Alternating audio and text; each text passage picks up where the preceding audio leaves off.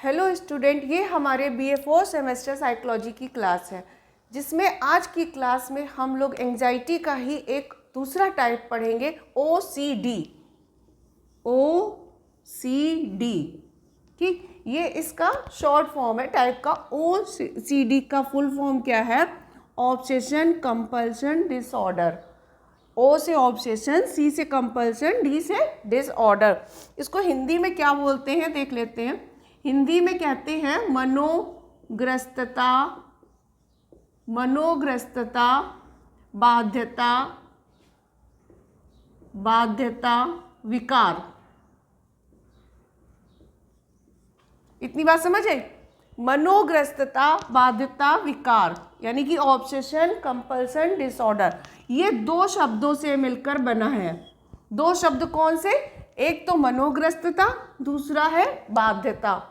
तो दो शब्दों से मिलकर यह विकार बना है, मनोग्रस्तता, बाध्यता, विकार। अब एंजाइटी के ही हमने पहले टाइप पढ़ा था, सबसे पहला कि GAD, सामान्यीकृत चिंता, जिसमें क्या था कि चिंता, अत्यधिक चिंता होती है। दूसरा पढ़ा था फोबिया, जिसमें अत्यधिक भय होता है या अकारण भय होता है। अब इसमें क्या होता है ये हम लोग आज समझ लेते हैं। मनोग्रस्तता से क्या तात्पर्य है? मनोग्रस्तता से तात्पर्य कुछ ऐसे विचार, आवेग, है ना, कल्पनाएं, भावनाएं जो वास्तविकता से थोड़ा दूर है, जो अतार्किक हैं। अतार्किक विचार ही हमारी मनोग्रस्तता कहलाती है, ठीक।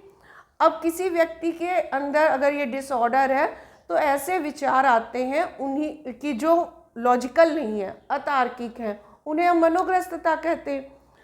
बाध्यता क्या है इसमें? बाध्यता व्यवहार के रूप में जो विचार आया उसी को हमने जब व्यवहार के रूप में अपनाया, हमने नहीं, सॉरी, जिसको डिसऑर्डर है, अगर उसने उसी का व्यवहार किया, विचार तो आया और उस विचार को वह रोक नहीं पाया, उसका व्यवहार भी करने लगा, उसी के अकॉर्डिंग व्यवहार करा, तो बाध्यता हो गई। तो मनोग्रस्तता, बाध्यता यानी कि विचार आए और उस विचार को व्यवहार रूप में परिवर्तित कर दिया, ठीक।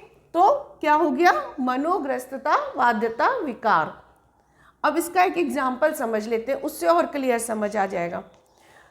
जैसे किसी को अगर यह विकार है तो एक व्यक्ति अगर उसको यह विचार आ रहा है कि उसके हाथ बहुत गंदे हैं, है ना, और यह विचार, एक बार हाथ धुल लिया, चलो साफ लगने लगे, दोबारा धुल लिया, फिर साफ, लेकिन यह विचार उसको बार बार आ रहा है, लगातार आ रहा है ना, कि हाथ गंदे हैं, हाथ गंदे हैं। तो ये क्या हो गया उसके लिए? मनोग्रस्तता, कि बार बार यह विचार आना कि हाथ गंदे हैं, धुलने के बाद भी, धुलकर आकर बैठा है कि उसको यह फील हो रहा है हाथ गंदे। तो यह बार बार इस तरह के अतार्किक विचार अगर आ रहे हैं तो क्या हो गया? मनोग्रस्तता।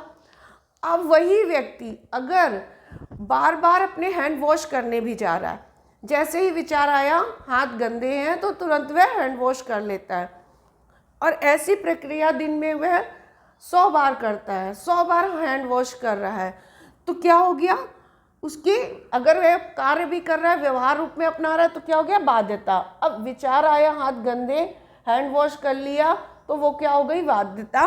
तो ये एक तरह का डिसऑर्डर हो गया कि बार बार ऐसा विचार आया और उसने समझाने की कोशिश भी करी अपने आप को कि नहीं ठीक है, नहीं ऐसा, लेकिन वह रोक नहीं पा रहा है, फिर भी धो रहा है, तो वो विकार के रूप में आ गया। नॉर्मली 2-4 बार 5 बार हाथ धोना नॉर्मल बात है, सफाई के लिए ज़रूरी है, हाइजीन के लिए ज़रूरी है, लेकिन अगर दिन में 100 बार कोई हाथ धो रहा है तो यह विकार होता है। अब इस विकार के पीछे भी कुछ कारण होते हैं, जैसे कि पिछले विकार के पीछे कारण थे, तो इसके भी कारण वही है, कारण लगभग सेम ही हैं सभी के। कौन से हैं? जैविक कारण, जो कि आनुवांशिक होते हैं, है ना, या हमारे जो मैसेज जा रहे हैं उनमें कुछ डिस्टर्बेंस हो रही है, इस वजह से जैविक कारक हमारे इस तरह के विकार उत्पन्न करने में कारण बन रहे हैं। दूसरा कौन सा है इसमें? मनोविश्लेषणात्मक कारण, मनोविश्लेषणात्मक। अब ये मनोविश्लेषणात्मक क्या है? मनोविश्लेषणात्मक तो एक फ्रॉइड की थ्योरी है, ये आपको पता है। अब थ्योरी में उन्होंने जो व्यक्ति के बारे में बताया तो काफ़ी चीज़ें ऐसी बताई जो असमान व्यवहार का कारण होती हैं। तो असमान व्यवहार का जो वो कारण उन्होंने बताए हैं वही है मनोविश्लेषणात्मक कारण। यानी कि जब किसी व्यक्ति के जीवन में अचेतन में पड़ी हुई कोई दमित इच्छाएं हैं, वह उसके व्यवहार के रूप में प्रकट होती हैं, वो विकार बन जाती हैं। तो अचेतन में जो दमित इच्छाएं थी वो कहीं ना कहीं एक विकार के रूप में ऐसे कोई मनोग्रस्तावादिता या फोबिया या जीएडी के रूप में प्रकट हो रही हैं, वही है मनोविश्लेषणात्मक कारण हो गए। इतनी बात समझ आ गई। और क्या कारण हो सकते हैं इसके? और इसके व्यवहारिक कारण भी हो सकते हैं। व्यवहारिक व्यवहारिक कारण क्या होते हैं? व्यवहारिक कारण यानी कि व्यक्ति ने कुछ ऐसा सीख लिया है। व्यवहार यानी कि ऐसे किसी के साथ रहता है जो इस तरह के विकार से ग्रसित है या जिसको बार बार हाथ धोने की आदत थी, उसके साथ जब वह रहा तो इस विकार वाले व्यक्ति ने भी सीख लिया और यह भी बार बार हाथ धोने लगा। अब इसकी इतनी आदत हो गई कि यह लंबे समय तक इसका यही चलता रहा, ये छोड़ ही नहीं पाया अपनी ऐसी आदत, और बढ़ गई। बल्कि और ऐसी आदतें, जैसे सफाई का ही बहुत से लोगों को होता है ना कि बहुत साफ सफाई जरूरी है, लेकिन अत्यधिक साफ सफाई का एक तरह से ओसीडी हो गया। उसको कहते हैं ना, ओसीडी है क्या, जो आप बहुत सफाई कर। तो जब कोई कार्य अत्यधिक सीमा से अधिक चला जाता है तो वह विकार का रूप ले लेता है। इसके अलावा क्या होते हैं? कुछ संज्ञानात्मक कारण होते हैं। संज्ञानात्मक, अब संज्ञानात्मक के में क्या होता है? जैसे हमने कोई चीज़ की ऐसी गलत समझ डेवलप कर ली। संज्ञानात्मक क्या होते हैं? हमारी समझ ही होती। तो अगर हम किसी चीज़ के बारे में गलत समझ डेवलप कर लेते हैं तो वो विकार के रूप में आ जाती है।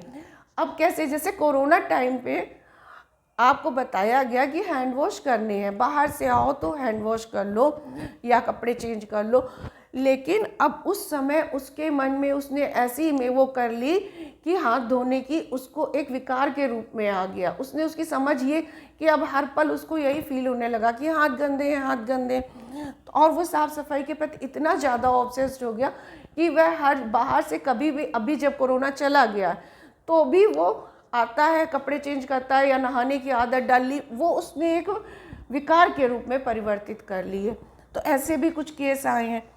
अब ये हमारे संज्ञानात्मक कारण हो गए। इसके अलावा क्या है? स्थानापन्नित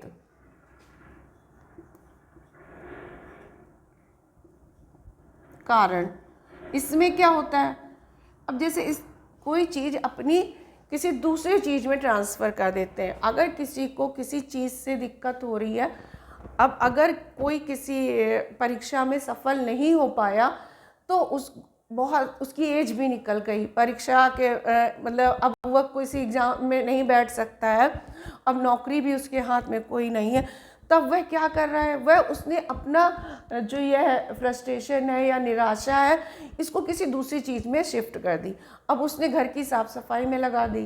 ठीक, साफ़ सफाई में इतना ज़्यादा लगा दिया धीरे धीरे, क्योंकि उसको अपना फ्रस्ट्रेशन दूर करना है। अब वह दिन भर साफ़ सफाई ही करता रहता है।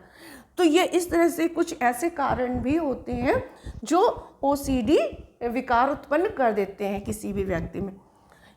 इसके अलावा इसका उपचार क्या होता है? उपचार भी लगभग यही होते हैं। उपचार भी जैविक उपचार होते हैं, मनोविश्लेषणात्मक। क्यों? क्योंकि कारण यही है, तो हमें उपचार भी इन्हीं का करना है। तो ये एक तरह से हमारी थेरेपी भी है, एक संज्ञानात्मक थेरेपी, व्यवहारात्मक थेरेपी। उसमें क्या, जैविक थेरेपी जिसमें हम औषधि के द्वारा किसी व्यक्ति का उपचार करते हैं। मनोविश्लेषणात्मक में क्या करते हैं? उसके स्वप्न विश्लेषण करके या मुक्त सैचर विधि का प्रयोग करके, जो कि फ्रॉइड ने दी है। फ्रॉइड ने कुछ विधियां बताई हैं, उन्हीं विधियों का प्रयोग करके हम व्यक्ति का उपचार कर देते हैं। व्यवहारिक कारण, व्यवहारिक में यानी कि उसके व्यवहार में सुधार करते हैं।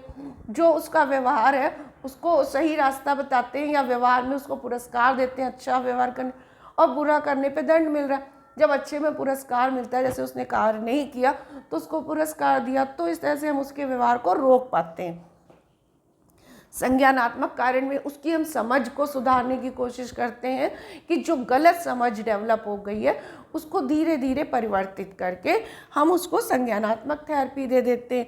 तो ये एक तरह से थेरेपी भी हमारी है, ये चारों इस तरह से हम किसी भी व्यक्ति का उपचार करते हैं विकार से उसको दूर करने के लिए। ठीक, आज की क्लास में इतना ही। आगे की क्लास में हम लोग दूसरा एंजाइटी का प्रकार पढ़ेंगे।